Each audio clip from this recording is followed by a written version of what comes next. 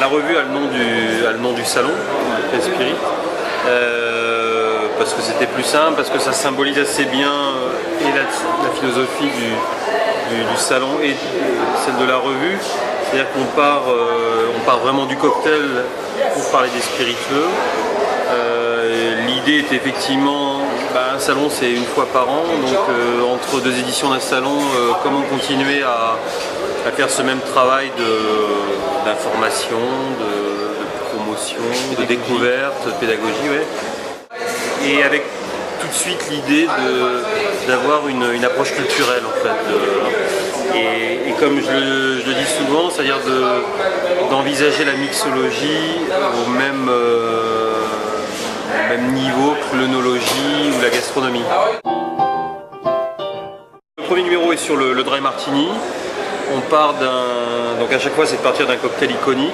Et c'est vrai que le dry martini c'était, ne serait-ce que par rapport à la forme du verre, c'est le cocktail par excellence peut-être. C'est celui de James Bond. Donc c'est ce qu'on explique dans la petite histoire du dry martini, même si James Bond demandait de le faire shaker et non pas remuer à la cuillère, mais on découvre aussi que finalement Rick Craddock proposait dans un de ses livres dans les années 30 déjà une recette de dry martini shaké. Donc voilà, c'est finalement revisiter ces légendes qui sont parfois bien réelles et parfois légendes légendaires ou mythiques, et ensuite de décortiquer le cocktail et d'aborder donc les éléments, donc les ingrédients. Donc c'est le gin, premier abord, donc premier lieu. Donc il y a un historique assez sérieux du gin.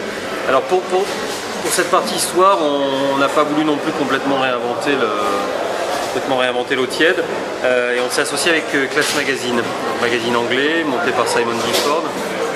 Et donc il y a, on va dire, entre un quart et un tiers du contenu de la revue qui est emprunté à Class Magazine, traduite, parfois on va dire francisée, parce que c'est pas les mêmes. Parler de culture, c'est pas la même culture, voilà. Lui il le fait pour une culture anglaise. C'est vrai que le gin en Angleterre, voilà, et on le découvre dans le magazine, c'est quelque chose d'important.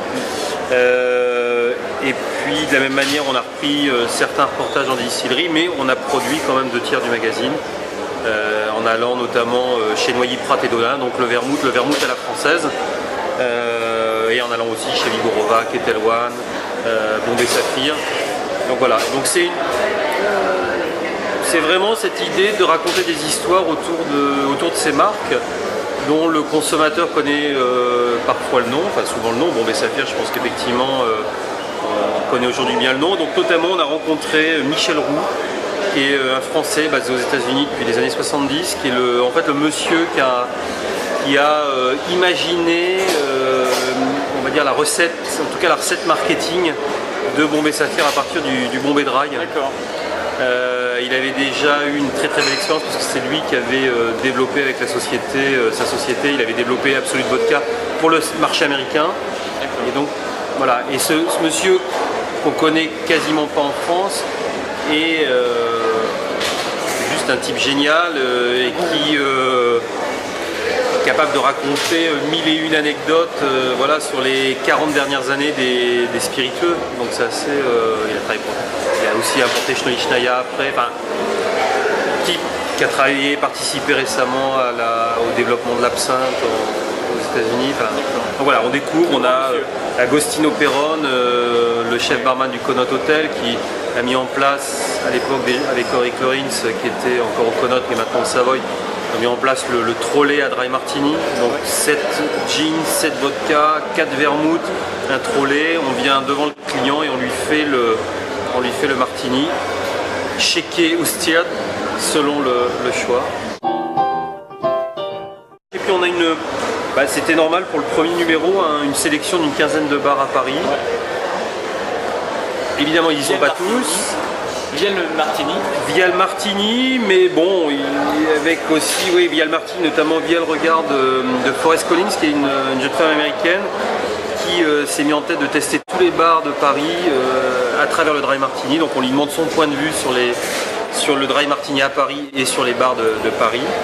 Et puis, alors on ne pouvait pas mettre tout le monde. C'est une sélection qui est forcément subjective, mais je pense qu'il visuellement donne une assez belle idée des endroits où les amateurs de cocktails peuvent aller. Voilà, donc 191 pages.